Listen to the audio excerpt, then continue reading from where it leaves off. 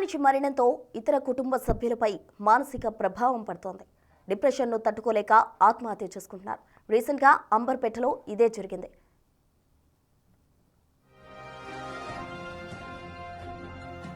కుటుంబంలోని ముగ్గురు ఊరేసుకొని చనిపోవడంపై అనుమానాలు వ్యక్తమవుతున్నాయి. కొద్ది రోజుల క్రితమే శ్రీనివాస్ పెద్ద కుమార్తె ఆత్మహత్య చేసుకుంది. ఆ తరువాత కుటుంబం డిప్రెషన్లోకి వెళ్ళింది. కాలనీ వాసులకు దేవుడు మమ్మల్ని రమ్మంటున్నాడని తరచుగా శ్రీనివాస్ భార్య విజయలక్ష్మి కూతురు శ్రావ్య చెప్పినట్టు తెలుస్తోంది. కూతుర్ని కోల్పోయిన బాధలో అలా మాట్లాడుతున్నారని స్థానికులు అనుకున్నారు.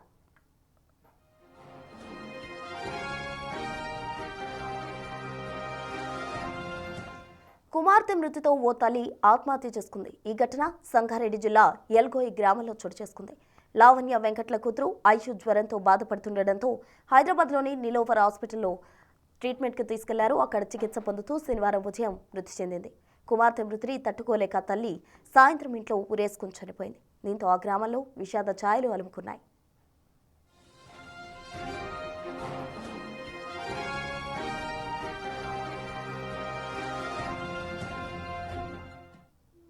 ఇటీవల కాలంలో కుటుంబ సభ్యులు మృతితోటి కుటుంబంలో సభ్యులు మానసిక ప్రభావంతో బాధపడుతూ ఉన్నారు. వారు కూడా సూసైడ్ అటెంప్ట్ చేస్తూ చాలామంది తమ ప్రాణాలు బలవన్మరణానికి వాళ్ళు పాల్పడుతూ ఉన్నారు. దీనికి సంబంధించి మనతో డిస్కస్ చేసేందుకు డాక్టర్ హరిణి సైకియాట్రిస్ట్ బిగ్ మాట్లాడేందుకు సిద్ధంగా ఉన్నారు. వారిని అడిగి ఈ సమస్యలకు సంబంధించి ఏ విధంగా బయటపడాలి అనే మార్గాలు తెలుసుకుందాం. నమస్తే అండి హరిణి గారు. నమస్తే అండి. ఎస్, చెప్పండి. ఇటీవల కాలంలో మనం వింటూనే ఉన్నాం, చాలామంది కూతురు చనిపోయిందని కుటుంబ సభ్యులు ముగ్గురు మరణించడం జరిగింది. అలాగే సూసైడ్ చేసుకున్నారు. ఇంకొక చోట వాళ్ళ పాప చనిపోయిందని ఇంకో తల్లి సూసైడ్ చేసుకుంది. ఇటీవల కాలంలో ఇంట్లో మనుషులు చనిపోయారని వాళ్ళే బలవన్మరణానికి పాల్పడుతున్నారు. అంటే కుటుంబంలో ఎవరైనా చనిపోయినప్పుడు ఇటువంటివి సహజం అంటారా? సో, అంటే ఇప్పుడు ఫస్ట్ కేస్ తీసుకుంటే వాళ్ళ అమ్మాయి చనిపోయింది. పెద్దమ్మాయి. దాంతోని వీళ్ళు డిప్రెషన్‌లోకి ఎళ్ళున్నారు అనేసి మనకు తెలుస్తూ ఉంది. సో, ఈ ఫ్యామిలీ మెంబర్స్ సివియర్ డిప్రెషన్ అంటామండి. అది ట్రీట్ చేయకుంటే దానికి అప్రోప్రియేట్ హెల్ప్ అనేది లేకుంటే ఇట్ గోస్ ఇంటూ అంటే వాళ్ళ థింకింగ్ ప్రాసెస్ కొంచెము డెల్యూషన్స్‌లోకి వెళ్ళిపోతాయి. అంటే ఫిక్స్డ్ హాలుసినేషన్స్ అంటే దేవుడు మాట్లాడుతున్నట్టు, పిలుస్తున్నట్లు ఇలాగ కూడా జరగొచ్చు. అండ్ ఇప్పుడు ఒక పర్సన్‌కే ఉన్నప్పుడు కొంచెం ఆ డెల్యూషన్స్ పక్కన ఫ్యామిలీ వాళ్ళు సపోర్ట్ చేసేకి ఉంటుంది. కానీ ఫ్యామిలీ మొత్తం కూడా దేవుడు పిలుస్తున్నాడు, మనం వెళ్ళిపోవాలి అని అనుకుంటున్నారు అనంటే ఇట్ బికమ్స్ స్ట్రాంగర్. సో, ఆ అర్జెస్, ఆ క్రేవింగ్స్, ఆ డెసిషన్ టు డై అనేది స్ట్రాంగ్ అయితూ పోతూ ఉందన్నమాట.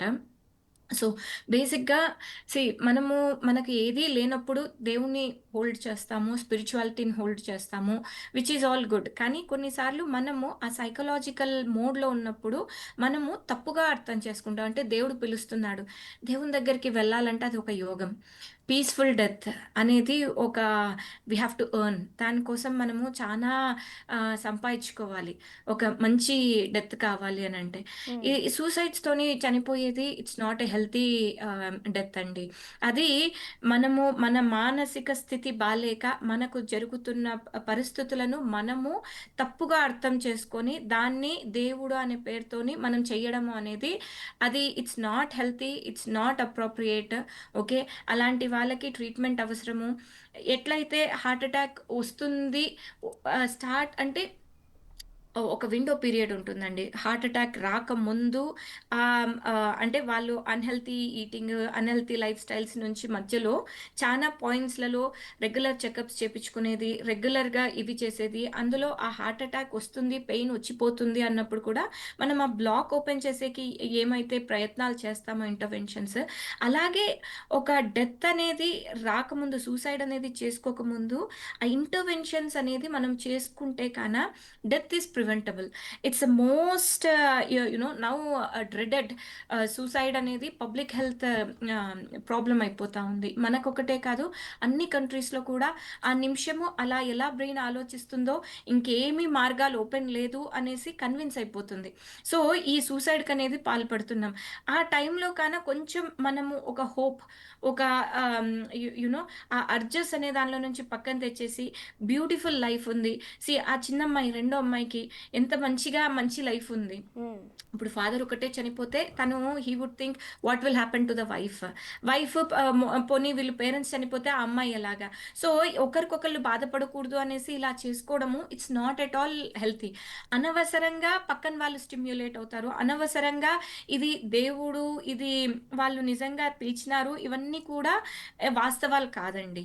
సో, అనవసరంగా మనము అంటే ఒక అంటే హరిణి గారు రిలీజియన్ ఒక ఇది అని పెట్టడం వలన మనము చెప్పండి. ఇప్పుడు వీళ్ళు దేవుడు పిలుస్తున్నాడు, మేము వెళ్తున్నాం అని చెప్పినప్పుడు చుట్టుపక్కల వాళ్ళంతా కూడా సాధారణంగా కూతురు చనిపోయింది కాబట్టి ఆ బాధలో మాట్లాడుతున్నారు అనుకున్నారు. సహజంగా కుటుంబంలో ఎవరైనా చనిపోయినప్పుడు నేను బ్రతకడం ఇంకా అసాధ్యం, నా బిడ్డ లేకుండా ఉండడం, ఇటువంటి మాటలు వింటూ ఉంటాము.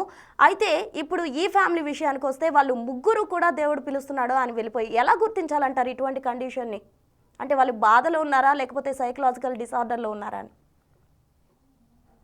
అమ్మ దేవుడు ఆహ్, నిజంగా పిలుస్తున్నాడు అనేది మనము ఎంతవరకు అంటే ఏమవుతుంది పర్టిక్యులర్‌గా ఈ కాంటెక్స్‌లో. ఓకే. ఈ కాంటెక్స్‌లో నిజంగా దేవుడు పిలుస్తున్నాడా? దేవుడు పిలిచేది అనంటే మనకి మంచి పని చేసేకి ఉంటుంది. ఒకవేళ నిజంగా వాస్తవంగా స్పిరిచ్యువల్‌గా ఆలోచిస్తే కానీ ఇక్కడ చనిపోవాలి అనుకోవడము అది దేవుని పని కాదు. అదైతే మనకు తెలుస్తుంది కదా! హ్మ్. సో, వీళ్ళు ముగ్గురు కూడా రోజు ఇవే మాట్లాడుతూ ప్రాబబ్లీ అలా ఫిక్స్ అయిపోతూ వస్తూ ఉన్నారనమాట. అంటే థాట్స్ వాళ్ళకి కన్విన్స్ అయిపోతుంది. ఒకళ్ళొకళ్ళు ఇంక ఇది మనకనవసరం. డిప్రెషన్‌లోకి పోయినప్పుడు మనకు ఆహ్, నారో విజన్ అంటామండి. ఫాగీగా అయిపోతుంది. ఏం చూస్తున్నాము, ఏమి అనేది మనకు అర్థం కాని స్థితి అన్నమాట. సో, ఆ స్థితిలో మనం డెసిషన్స్ తీసుకోవడం కూడా ఆహ్, చానా కేర్‌ఫుల్ ఉండాలి అని చెప్తాము. ఆ డిప్రెషన్‌లో ఉన్నప్పుడు ఆహ్, ఏవైనా సైన్ చేయడం కానీ, ఏవైనా అంటే లైఫ్ చేంజింగ్ డెసిషన్స్ అనేటివి తీసుకోకూడదు అని చెప్తాము. సో, వీళ్ళు ముగ్గురు అలా చెప్తున్నారు అనంటే యాస్ ఎ ఫ్యామిలీ వాళ్ళు హెల్ప్ చేసుకోలేకపోతున్నట్టు. సో, ఇంకెవరన్నా వాళ్ళకి కాదండి మీరొకసారి కౌన్సిలర్స్‌నన్నా చూడండి. లేకుంటే స్పిరిచ్యువల్ అలా ఎలా అవుతుంది అని కొంచెం మనము ప్రశ్నించగలిగితే వాళ్ళకి కూడా అంటే అది వాస్తవమా? లేకుంటే అది వాళ్ళు భ్రమ పడుతున్నారా? హ్మ్. అపోహ పడుతున్నారా? అంటే డెల్యూషనల్ థాట్స్ అంటాము. ఏమి అనేది మనకు కూడా అర్థమవుతుంది. సో, ఆహ్, ఇట్స్ సీ ఐమ్ ఆ టైంలో మనం వాళ్ళకి కరెక్ట్‌గా గైడ్ చేసగలిగితే it would have been more helpful అండి. అంటే ఇప్పుడు ఇక్కడ ఒక మనిషి కాదు కదా! ఫుల్ ఫ్యామిలీ ఉన్నారు కదా! హరిణి గారు. ఇటువంటి సిట్యుయేషన్స్‌లో ఏవైనా థెరపీ కానీ, ఇటువంటి వాళ్ళకి ట్రీట్మెంట్ పరంగా ఏవైనా హెల్ప్ చేయగలుగుతారా?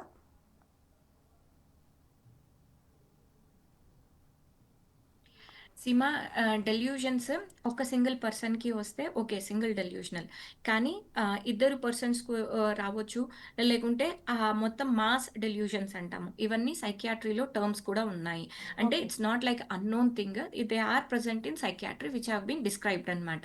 ఓకే. సో, ఇద్దరు మొగుడు, పెళ్ళాలు ఒక ప్రైమరీ థాట్ ఉంటుందనమాట ఒక పర్సన్‌కి. Secondary person shares that delusion and starts believing this అనమాట. సో, ఇప్పుడేం చేయాలి? వీళ్ళకి ట్రీట్మెంట్ చేయాలి అంటే కొన్నిసార్లు వీళ్ళిద్దరిని కొంచెం దూరం పెట్టేసి అంటే ఒకళ్ళొకళ్ళు షేరింగ్ లేకుంటే ఈ సెకండ్ పర్సన్ ఈ ప్రైమరీ పర్సన్ నుంచి వచ్చిన డెల్యూషన్ వీక్ అయిపోతుంది. అంటే కాకపోవచ్చేమో అనే ఆహ్, మనం వీళ్ళతో వర్క్ చేయడం ఈజీ అవుతుంది. ఓకే. సో, ఇక్కడ మనము ట్రీట్మెంట్ అనేది చేసుకోగలిగితే ఓకే. ఈ డెల్యూషన్‌ని ట్రీట్ చేయగలిగితే యాస్ ఎ ఫ్యామిలీని కూడా మనం ట్రీట్ చేయగలుగుతామనమాట. సో, ఈ డెల్యూషన్స్ ఇక్కడే కాదు రిలీజియస్ డెల్యూషన్స్‌లలో ఎక్కువ మాస్ డెల్యూషన్స్ అనేటివి జరుగుతుంటాయి. అంటే ఒక థాట్‌ని అంద ఆహ్, మెయిన్‌గా ఒక పర్సన్ ఉంటుందనమాట డెల్యూషన్. మిగతా వాళ్ళు షేర్ చేస్తారు.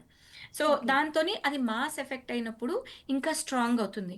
ఎక్కడ కూడా వద్దు అనే రెసిస్టెన్స్ ఉండదు. లేకుంటే ఆల్టర్‌నేటివ్ పాజిటివ్ థింకింగ్ అంటాము. అలా చేసేకి కూడా స్కోప్ ఉండదనమాట. హుహు. ఇప్పుడు ఎవరైనా చనిపోయినప్పుడు ప్రొలాంగ్డ్ గ్రీఫ్ డిజార్డర్ అనేది సో, వస్తుందని విన్నాను హరిణి గారు. సో, అలాంటిది ఎక్కువగా సూసైడ్ రిస్క్‌ను కూడా పెంచుతుంది అంటున్నారు. మరి అవి ఎలా ఓవర్‌కమ్ చేయాలంటారు? Correct. So, first thing suicide ఒకసారి ఫ్యామిలీలో జరిగింది అనంటే, there is a risk of suicide in that family history అని చెప్తాము. ఓకే. అంటే ఒకళ్ళు చేసుకున్నారు అనంటే ఇంకా ఆ ఫ్యామిలీస్‌లో మళ్ళా చేసుకునే రిస్క్ అనేది ఎక్కువవుతుంది అని చెప్తామనమాట. ఓకే. అండ్ రీసెంట్‌గా ఇప్పుడు ఫస్ట్ డాటర్ ఎప్పుడు చనిపోయిందో తెలియదు. ఏ కారణాల వలన చనిపోయిందో తెలియదు. ఓకే. అంటే వాట్ ఐయామ్ టాకింగ్. అంటే వీళ్ళకి ఆ ఇన్‌కంప్లీషన్స్ ఉంటాయన్నమాట. అంటే యాస్ ఎ ఫ్యామిలీ వాళ్ళు వాళ్ళు బాధపడుతున్నది అంటే it's not just the loss of the child but the dignity of the family. Okay. ఆ అమ్మాయి ఎందుకు చనిపోయింది? వీళ్ళు ఎలా ఉండలేకపోతున్నారు? ఎలా ఉండాలనుకున్నారు? ఎప్పుడైనా హెల్త్ అనేది ఒక్కసారి you lose it, it is a loss. ఒక డిసెబిలిటీ అయితే మనకు కనిపిస్తుంది కానీ, ఈ hmm. Loss of the family మెంబర్‌తోని ఉన్నది మనకు కనిపించదనమాట. అది ఈచ్ పర్సన్స్ ఇంటర్ప్రిటేషన్స్ వేరే వేరేగా ఉండొచ్చనమాట. So, putting that to one side. ఇప్పుడు వాళ్ళు ఆ డిప్రెషన్ నుంచి అంటే ఆ ప్రాబ్లమ్ ఇంకా రిజాల్వ్ అయిందా లేదా తెలీదు. వాళ్ళకి ఒక క్లోజర్ వచ్చిందా? వాళ్ళు ఒక ఫ్యామిలీగా అంటే మనిషిగా డిగ్నిటీ అని అంటాం. ఓకే. ఒక సెల్ఫ్ రెస్పెక్ట్‌గా వాళ్ళు ఆహ్, ఉండగలుగుతున్నారా? లేకుంటే వాళ్ళు ఒక కోపము, రిసెంట్‌మెంట్ అంటే మాకు న్యాయం జరగలేదు. ఇక్కడ వీళ్ళెవరు ఇది చేసుకోలేదు. ఈ లోకం మంచిది కాదు అని అంటే వాళ్ళ థాట్ ప్రాసెస్ ఎలా ఎవాల్వ్ అయింది. ఎప్పుడైనా చనిపోయినప్పుడు బెరీవ్‌మెంట్ రియాక్షన్ అని చెప్తాము. దాంట్లో స్టేజెస్ ఉంటాయన్నమాట. అంటే ఫస్ట్ విన్నప్పుడు షాక్ ఉంటుంది. ఓకే. తర్వాత డినయల్ ఉంటది. ఇది కాకపోతే బావుంటదేమో, ఇంకేమన్నా నేను వినకుండుంటే బావుంటుందేమో, ఇప్పుడు ఈ న్యూస్ తప్పయింటే బావుంటుందేమో అనే యూ నో ఇదిలో ఉంటారనమాట. ఆ తర్వాత కోపం. అంటే హ్మ్, ఎందుకిలా జరిగింది? ప్రతి ఒక్క మనిషి మీద బ్లేమింగ్ లేకుంటే దేవుడు ఇలా చేసుకోలేదు, లేకుంటే వీళ్ళు ఇలా చేసున్నారు. కోపం అనే పెథలాజికల్ అంటే మామూలుగా 1 ఇయర్‌లో ఈ ప్రాసెస్ అంతా అయిపోవాలని చెప్తా. యూజువల్‌గా 1 మంత్‌లో they settle down, they feel better and everything. కానీ ఈ పెథలాజికల్ బిరీవ్‌మెంట్ అంటే ఆహ్, ఈ యాంగర్ తర్వాత డిప్రెసివ్ ఎపిసోడ్ ఉంటుంది. తర్వాత నార్మల్సీకొస్తారు. ఈ ఎపిసోడ్స్ అనేది కొంతమందికి టూ మచ్ ఉంటది. అంటే కొందరొచ్చి అసలు చనిపోయినట్టే అనిపించట్లేదు అని అంటారు. అంటే ఇంకా షాక్ ప్రాసెస్ కూడా కాలేదు అనేసి. కొంతమంది ఆ కోపము ఎందుకు చేసినారు? లేకుంటే ఇంకా కాకుంటే బావుంటుండేనేమో, ఇంకెవరన్నా ఇదయ్యుంటేనేమో, ఆ బ్లేమ్ ఇవన్నీ అంటే యాక్సెప్టెన్సీ రావట్లేదనమాట. సో, ఈ ఓకే. ప్రాసెస్‌లో ఏమవుతుంది అంటే they are still struggling to understand and comprehend the situation అనమాట. అంటే అక్కడ జరిగిన సిట్యుయేషన్స్ కానీ, అక్కడ జరిగిన ఇన్సిడెంట్స్ కానీ, ఇంకా లైఫ్‌లో వాళ్ళు అగ్రీమెంట్‌కి రాలేదు అన్నట్టు. హ్మ్. సో, అలాంటి ప్రాసెస్‌లో వాళ్ళు ఓకే. అంటే ఆ థింకింగ్‌లో వాళ్ళు నిజంగానే కొన్నిసార్లు హాలుసినేషన్స్‌కెళ్ళిపోతారు. ఎప్పుడైనా అన్‌ట్రీటెడ్ డిప్రెషన్స్ అనేటివి ప్రోగ్రెస్ అవుతాయి. ఆ ఓకే. ప్రోగ్రెషన్ చాలా సివియర్‌గా కూడా కావచ్చు. To the extent of hearing noises and voices. Okay. Seeing things. కొన్నిసార్లు గాడ్ విజన్స్ ఉండొచ్చు. లేకుంటే వాళ్ళు మిస్‌ఇంటర్‌ప్రిటేషన్స్ అంటాము. అంటే ఏదైనా టెక్స్ట్ మెసేజ్ వచ్చిందనుకో, ఓహ్! ఇది కూడా వచ్చింది. అంటే నేను చనిపోవాలి. అంటే మేము కరెక్ట్‌గానే అనుకుంటున్నాము. అంటే యూ నో ఇలాంటివన్నీ కూడా ఇంటర్‌ప్రిటేషన్స్ అనేటివి తప్పు జరగడం స్టార్ట్ అవుతాయన్నమాట. ఓకే. వాళ్ళకి వాళ్ళే సో, అనుకుంటుంటారు. వీళ్ళు ఇంకా అనుకుంటుంటారు. అది ఒక పర్సన్ చెప్పడంతో మిగతా వాళ్ళు కూడా ఇంక ఇంతే అనేది కన్విన్స్ అయిపోతారు. హ్మ్. మామూలుగా ఒక్క పర్సనే ఉంటే కన్నా మిగతా పేరెంట్సో కాదమ్మా అట్లా కాదు. ఎందుకు నువ్వు స్టడీస్ గురించి ఇట్లా అనుకుంటావు? నువ్వు చదువుతావు కదా! వచ్చినంత చదువుకో. నువ్వు సూసైడ్ ఎందుకంటావు? అనేసి ఎవరో ఒకళ్ళు పాజిటివ్‌గా చెప్పేవాళ్ళు ఆ ఫ్యామిలీలో దే ల్యాక్ అనమాట. Because all 3 of them get convinced. Because all 3 of them are traumatised. ఆ same trauma whatever they are going through ఆ ముగ్గురు సేమ్ అలాగే ఫేస్ చేస్తూ దాన్ని భరించలేక వాళ్ళు ఒక్కొక్కటి అంటే సింపుల్‌గా చెప్పాలంటే ఇదిగో పులి అంటే అదిగో తోక అనేసి వాళ్ళు ఓకే. ఒక స్టోరీలోకెళ్ళిపోతారు. హ్మ్. దాంతోని అది వాస్తవం అనుకోని ముగ్గురు కూడా ఇలాగా చనిపోతేనే బెటర్ అనేది కంక్లూషన్‌కొస్తారు. So, coming to second incident. ఇంకో ఇన్సిడెంట్ చూస్తే కమింగ్ టు కూతురు సెకండ్ కేస్. మృత్యువాత పడిందని చెప్పి ఇంటికి వెళ్ళిపోయి తల్లి కూడా ఆత్మహత్య చేసుకుంది. అంటే సడన్ డెసిషన్ తీసుకుంది అనుకోవచ్చా? అంటే ఆత్మహత్యకు సంబంధించి దీర్ఘకాలిక ఆత్మహత్య ఆలోచనలు చాలా మందికి ఉంటూ ఉంటాయి. కొంతమంది సడన్‌గా చాలా తీవ్రమైన డెసిషన్స్ తీసుకుంటూ ఉంటారు. ఈ ఆలోచనలు ఏ విధంగా చూడాలంటారు? వేరియేషన్ ఏంటి రెండింటికి? సో, ఇక్కడ చూస్తే ఈ 2 కేసెస్ చూస్తే ఇప్పుడు ఫస్ట్ కేస్‌లో వాళ్ళ అమ్మాయి చనిపోయింది. అండ్ కొన్నాళ్ళ తర్వాత అంటే వాళ్ళు ఇల్లు మారినారు. ఇంకో ప్లేస్‌లో సెటిల్ కాడానికి పోయినారు. కానీ కుదరలేదు. అంటే the depression was progressing and that's how it happened. Second కేస్‌లో చూస్తే ఇక్కడ తల్లి అంటే I think from what I understand guilt feeling అంటాము. ఓకే. నేను నా పిల్లని చూసుకోలేకపోయినాను. లేకుంటే హ్మ్. నేనేం చేయలేకపోయినాను. ఇంక నా లైఫ్ ఎందుకు? ఇది కుడ్ బి ఆమెలో వచ్చిన గిల్ట్ అయ్యుండొచ్చు. లేకుంటే చుట్టుపక్కన ఏం చేసినావు? ఎందుకు చూసుకోలేదు? అని ఎవరన్నా అడగడం వలన కూడా అయ్యుండొచ్చు. సో, ఇక్కడ మార్నింగ్ జరిగింది. ఈవినింగ్‌కంతా ఇలాగా అంటే she was in that initial phases of shock, denial, rejection. So, it was like a acute stress reaction, acute bereavement reaction. So, ఇలా జరిగింది. ఇంక నేనుండడం వేస్ట్. ఇంపల్సివ్ డెసిషన్స్ అంటామనమాట. ఇంపల్సివ్ అంటే ఆ కొద్దిగా సేపు నేనింకా లైఫ్ హోప్‌లెస్. ఎవ్వరూ ఇంకా దాన్ని మార్చలేరు. ఇది వాస్తవం. ఇంకా హెల్ప్‌లెస్. ఎవరు కూడా నాకు హెల్ప్ చేయడానికి రారు. అంటే కంప్లీట్ క్లోజ్ అయిపోయినాయి అనేది. ఆ పాయింట్‌కొచ్చినప్పుడు ఇంక ఎవరు మార్చలేరు. ఆహ్, హ్మ్, ఆహ్, ఆ సిట్యుయేషన్స్‌కొచ్చినప్పుడు వాళ్ళకు ఇంకా డెత్ అనేది ఒక్కటే ఒక ఎగ్జిట్ ఆప్షన్. ఎవ్రీవన్ ఆ పెయిన్ నుంచి బయటికి రావాలనుకుంటారు. ఆ సిట్యుయేషన్స్ నుంచి రిజాల్వ్ అవ్వాలనుకుంటారు. కానీ ఆ రిజల్యూషను, ఆ ఔట్‌కమింగ్ దాని నుంచి లేదు అన్నప్పుడు death is seen as a exit gate. Because అది వాళ్ళ కంట్రోల్‌లో ఉన్నట్టు. సో, ఆ ఎగ్జిట్ గేట్ నుంచి రావడం అనేది చానా ఈజీ కనుక వాళ్ళు ఆలోచించరు. దీని నుంచి నెక్స్ట్ ఇంకొక చైల్డ్ ఉన్నారా? లేకుంటే వాళ్ళ ఫ్యామిలీ మెంబర్స్ ఏమి? వాళ్ళ పేరెంట్స్ ఏమి? ఎట్లా ఉంటారు? ఇవన్నీ ఆలోచించే ఇది ఉండదు. వాళ్ళు ఆ సిట్యుయేషన్‌లో ఎంత ఆ థాట్స్‌కెళ్ళిపోతారనంటే that becomes real and that's what they think it's appropriate to do. Justify చేస్తారు అన్నమాట. అంటే ఇది నేను చేసేది కరెక్ట్ అనేసి. సో, అలాంటి స్టేట్ ఆఫ్ మైండ్‌కెళ్ళిపోయినప్పుడు ఆహ్, దే దే కమిట్ సూసైడ్. కొంచెము ఇఫ్ యూ సీ పీపుల్ ఆ సూసైడ్ అయిపోయిన తర్వాత హాస్పిటల్స్‌లో అడ్మిట్ అయినప్పుడు, "అరే! అసలు అట్లా ఎట్లా చేసినానో తెలియదు మేడం. ఎందుకు చేసినానో తెలీదు. ఆ నిమిషానికి అలాగనిపిచ్చింది." కొంతమంది కొన్ని టాబ్లెట్స్ యేసుకొని వచ్చేస్తారు. సో, ఏమి అని అడిగితే ఆ టాబ్లెట్స్‌కే చనిపోతావంటే, ఎట్లా చనిపోతావు? ఏమి ఇవన్నీ నేను ఆ సెకండ్‌కి అర్థం కాలేదు. నేను చనిపోవాలి. నేను ఇక్కడి నుంచి ప్రాబ్లమ్ నుంచి ఐ హావ్ టు క్విట్ అనే ఒక థాట్ ఒకటే స్ట్రాంగ్‌గా ఉంది అని చెప్తారనమాట. కానీ ఒక్కసారి ఆ పక్కకొచ్చినాక ప్రతి ఒక్కళ్ళకు లైఫ్ లీడ్ చేయాలని ఉంటది. అంటే హ్మ్. They are alternatives. ఎప్పుడైనా లైఫ్ బ్యూటిఫుల్. జరుగుతూ ఉంటది. మళ్ళా చేంజ్ అవుతూ ఉంటది. ప్రోగ్రెస్ అవుతూ ఉంటది. సో, ఇట్స్ ఫర్ హర్ ఆ టైంకి అంటే మనము ఇంట్లో ఏ డెత్ అయినా కూడా మిగతా వాళ్ళని గమనించుకోవాలి. అంటే మిగతా వాళ్ళు ఎలా ఉన్నారు? ఆ సిట్యుయేషన్‌ని ఎలా హ్యాండిల్ చేసుకుంటున్నారు? వాళ్ళెంత సెల్ఫ్ బ్లేమ్ చేసుకుంటున్నారు? వాళ్ళ కోపింగ్ స్కిల్స్ ఏమి? వాళ్ళ సెన్సిటివిటీ ఏమి? రెసిలియన్స్ ఏమి? దాని నుంచి రాగలరా? వాళ్ళకేం సపోర్ట్ కావాలి? అనేది వెరీ, వెరీ ఇంపార్టెంట్ అనమాట. సో, ఒక వ్యక్తి సూసైడ్ థాట్స్ చేస్తున్నాడు. ఆయనకి సూసైడ్ థాట్స్ వస్తున్నాయి లేదా ఆమెకి సూసైడ్ థాట్స్ వస్తున్నాయని ఏవైనా సంకేతాలు మనకి తెలుస్తాయంటారా? ఇప్పుడు మనం చూస్తూ ఉన్నాం చిన్న చిన్న పిల్లలు కూడా క్లాస్‌లో మంచి మార్క్స్ రాలేదనో, లేకపోతే టీచర్ తిట్టారనో, అట్లా చాలామంది పిల్లలు కూడా సూసైడ్ అటెంప్ట్స్ చేస్తూ ఉన్నారు. చాలా చోట్ల ప్రేమ ఫలించలేదని కొంతమంది సూసైడ్ అటెంప్ట్స్ చేస్తూ ఉన్నారు. రెగ్యులర్‌గా కూడా సూసైడ్‌కి సంబంధించిన న్యూస్ మనం రెగ్యులర్‌గా వింటూనే ఉన్నాం. ఈ సూసైడల్ థాట్స్ రాకుండా ఏం చేయాలంటారు? సీ ఆహ్, నాకు డే టు డే కేసెస్‌లో కూడా ఇలాంటి సూసైడ్ థాట్స్‌తోని అంటే బాగా depressive thoughts especially self driven studies గురించండి. అసలు చిన్న పిల్లలు సెవెంత్ క్లాస్, ఎయిత్ క్లాస్ దానికి కూడా వాళ్ళు అనుకున్న మార్క్స్ రాలేదు. మళ్ళా వచ్చింటాయి టాప్ 5లోనే ఉంటారు. నేను ఫస్ట్ లేను అనేసి. ఓకే. అసలు వై అంటే పేరెంట్స్ ఏమి అంటే వాళ్ళేమి అనరు. కానీ ఈ పిల్లలు దే కాంట్ టేక్ ఇట్. ఈ మధ్యన బ్రెయిన్స్ చానా సెన్సిటివ్ అయిపోతున్నాయండి. వాళ్ళు ఆ సెల్ఫ్ రెగ్యులేషన్ అంటాము. అంటే ఏదైనా ప్రాబ్లమ్ వచ్చినప్పుడు పర్వాలేదు నేను మేనేజ్ చేసుకుంటాను. నెక్స్ట్ టైమ్ చూసుకుంటాను అనే ఈ కాన్సెప్ట్సే లేవు. ఆ ఎమోషనల్ కోషంట్ అంటాము.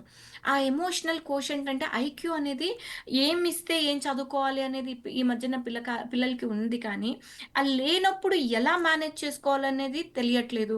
ఒకటి అనుకున్నాక అదే కావాలనేదే జీవితం అయిపోతుంది. ఎగ్జామ్ అంటే ఎగ్జామ్‌లో ఫెయిల్ అంటే నేను లైఫ్‌లో ఫెయిల్. నాకు ఎగ్జామ్‌లో సరిగ్గా రాలేదు అంటే నేను యూజ్‌లెస్. ఆ ఎగ్జామ్‌ని నన్ను ఇంటర్నలైజ్ ఎందుకు చేసుకుంటున్నారు అనేది అసలు ఈ మధ్యన పిల్లలందరూ అలాగే అయిపోతున్నారు. అన్‌ఫార్చునేట్‌లీ అంటే వాళ్ళకు ఆ డిప్రెషన్ అనేది చిన్న వయసు నుంచే ఐ థింక్ సంథింగ్ చేంజెస్ అయితే చానా చూస్తున్నామండి. ఇప్పుడు వెనకటికి అమ్మ వాళ్ళు గట్టిగా కొట్టినారు, అయినా లేసి పరిగెత్తినాము, చదువుకోలేదు, ఫెయిల్ అయినాము, అయినా పర్వాలేదు దులుపుకొని పోయినాము. ఇలా ఉండే మెంటాలిటీ ఆ 2, 3 డికేడ్స్ కింద ఉన్న మనుషులు ఇప్పుడు కనిపించట్లేదు. ఎంతసేపున్నా అరే! నాకు కాలేదు, నేనిది కాలేదు, నాకిది కావాలి అనేది to the extent of suicide అనేది అంత సింపుల్ అయిపోతా ఉంది. టు ద హ్మ్. అది విని, విని, విని ఇట్స్ బికమింగ్ టూ మచ్ అన్నమాట. I'm very upset and we have to do something as a community. Hold spirituality ఎక్కడ కూడా దేవుడు చెప్పడమ్మా. ఓకే. నేను చెప్తున్నాను కదా! మంచి పీస్‌ఫుల్ డెత్ అనేది ఒక అదృష్టం.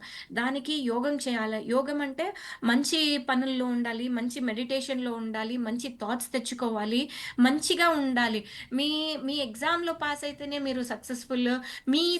మీరు అనే ఇది కాన్సెప్ట్ నన్ని రిజెక్ట్ చేసినారు. నాకు ఇదయింది.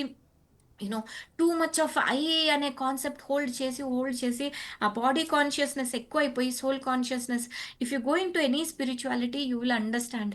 సోల్ కాన్షియస్నెస్ అంటే what journey you are doing, ఏమి సంస్కారాలు నేర్చుకుంటున్నాము అనేది వెరీ వెరీ ఇంపార్టెంట్. ఎంతసేపు ఉన్నా నాకు ఇది కాలేదు అనేదే problem. You know hearing too much of negativity around us. దీనికి మనం స్కూల్స్ నుంచి కూడా ఆ సైకలాజికల్ అవేర్‌నెస్ కొంచెము, ఆ స్పిరిచువాలిటీ, ఆ గ్రాటిట్యూడ్ ఇవన్నీ కూడా ఇన్కార్పొరేట్ చేసుకునేది చెయ్యాలి. సో యాజ్ ఎ సైకాలజిస్ట్ ఓవరాల్‌గా మీరేం చెప్తారు హరిణి గారు? ఇటువంటి సూసైడ్ అటెంప్ట్స్ చేసే వాళ్ళకి కావచ్చు, లేకపోతే మెంటల్‌గా స్ట్రగుల్ అయ్యే వాళ్ళకి కావచ్చు, ఇవన్నీ ఓవర్‌కమ్ చేయడానికి మీరేం చెప్తారు?